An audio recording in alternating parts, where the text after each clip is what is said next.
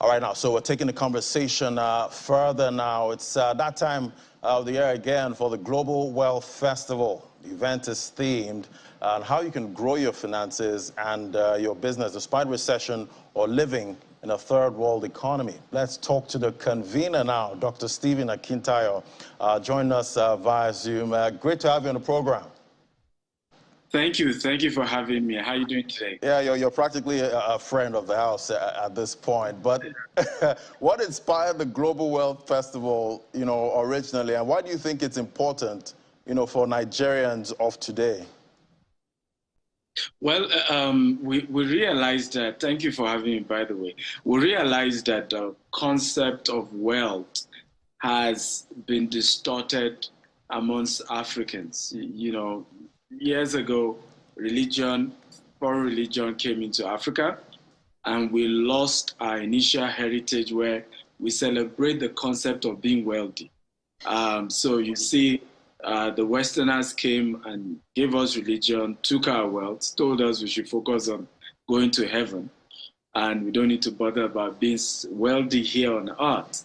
And years later, Africa is a impoverished poverty capital of the world, and people are no longer thinking of how do we create wealth? What's the concept of real wealth creation in a legitimate way?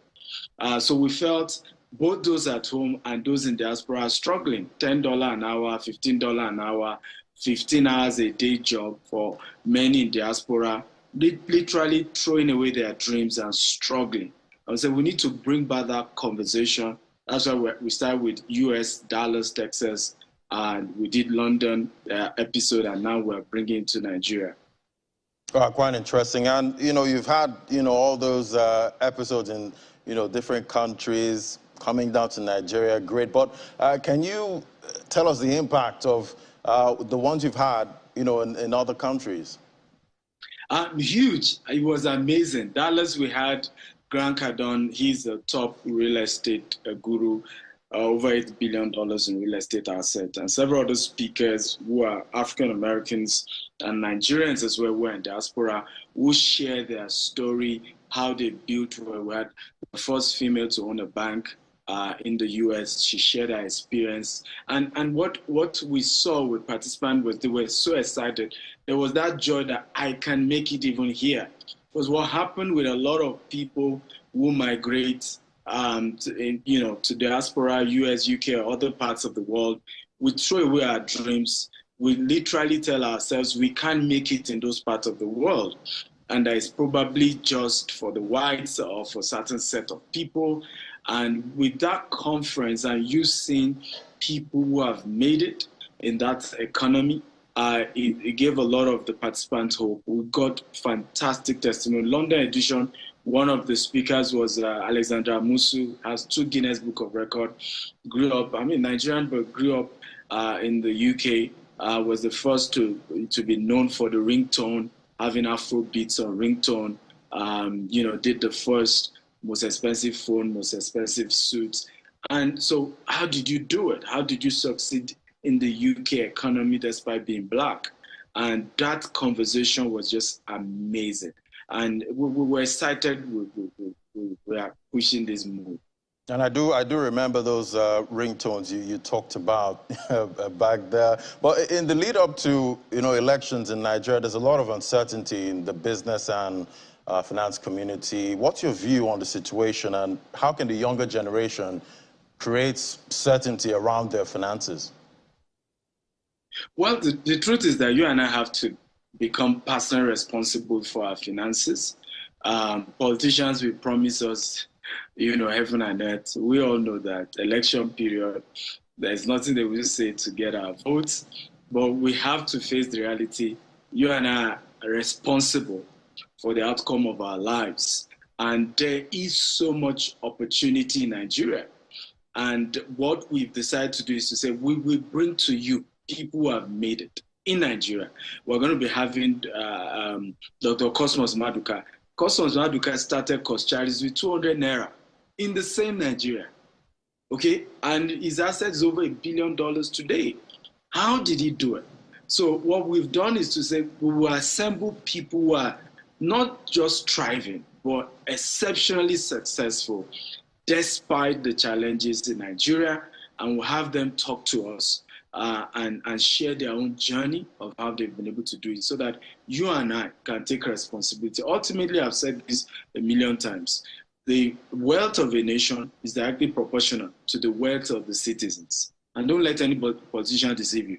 America is the richest, is the world power, richest country in the world because top 100 richest people in the world, America probably will take 50% of that. Americans are 50% of the top 100 richest people in the world. So hence the nation, of course, is the richest nation in the world. So if we're going to turn Nigeria around from the Africa poverty capital of the world and all of that, we have to start empowering our people, showing them how those who made it legitimately have done it and how they can do it themselves.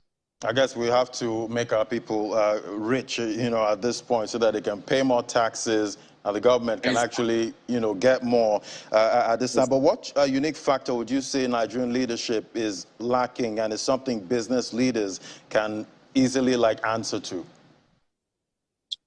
Well, I think the relationship between, the business leaders and those in politics is too wide.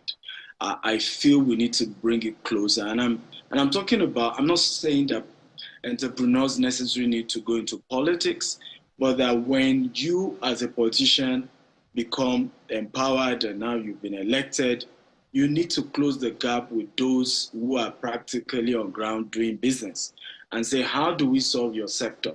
What do we do? I'm not necessarily giving you a title or a position, but can I add you to a conversation on how we can solve the problem in power sector, in the real estate sector, in the oil and gas sector, and not just play politics with the recommendation, but genuinely seek to work together. And we've seen that work in other parts of the world where business leaders are helping policymakers execute transformational concepts and policies to change that particular nation. So I feel that's important. We need to close that gap. I hope in the next government, 2023, that will happen.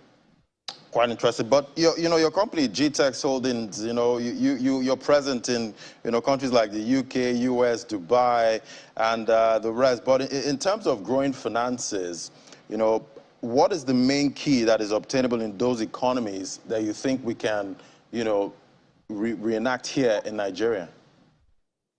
Beautiful. I think number one is the fact that ease to doing business. Dubai and US and UK, you don't need to know anybody to get anything done. You need a document, you need support from government. It's not a function of the president is my brother or the senator is my cousin. You can just get what you need the proper way. Also is the, access to funds. I've always shared how, opening corporate bank accounts in different countries, they were asking us how much loan do we need? What financing do we need? You can't get that in Nigeria. And even when you get a loan, the interest rate is just ridiculous. So entrepreneurs definitely need policies that makes it a lot easier for them to be able to do business better in Africa, particularly in Nigeria, like it is in those parts of the world. It's easier for nations like America to demand that the wealthy pay more in taxes because genuinely the government support those businesses. Elon Musk was bailed out how many times now? By the American government, right? So if he's now the richest man in the world, America has the right to say, hey, we need you to pay more. Because we know how many times we helped you, right? We know how many tax incentives, tax break we've given to your business because you are into the renewable energy sector. So these governments need to get involved in helping, knowing that the success of businesses is the success of the administration. It means there will be more jobs. It means you can have more in taxes. It means that the people the development can take place because government can't do everything. So yes, we've seen a better we've operated businesses in different sectors or different countries that are way better in terms of the infrastructure. But we also believe that can happen in Nigeria. We just need our leaders to be willing, genuinely willing to change things. And I hope they will. I hope we all just can hope, my brother. Right, we're hopeful, we are. But for many who want to attend, the event, is it a free event? See, you have a number of, internationally acclaimed speakers coming. So I want to know, is it free? Well, nothing of value is free. Right. But what we've done is to subsidize the event, where people can even, right now as we're watching this, get a 50% discount, further discount on the event if they are getting their tickets today. So you can just visit globalwealthfestival.com and then use the coupon code GWF Lagos. With that code, they will get extra 50% discount if they are getting their tickets today for the event. We have, Les Brown, we have Robert Kiyosaki, Brian Tracy, amongst others coming. They have done a recorded session because they're not coming physically. Done a recorded session that will be played during the event. And we have, of course, other speakers who are coming physically. And we really look forward to having a very great time. I'm just excited about it. I'm sure it'll be very interesting, and I'm sure you have my ticket waiting, for me somewhere. You have to be. You have to be. All right, thank you so much, Dr. Stephen Akintayo, convener, Global Wealth Festival. It's great having you on the show. Thank you so much for having me. I appreciate it. All right, now, after the break, AFEX Commodities Market Update is next. Do stay with us. This is Business Morning.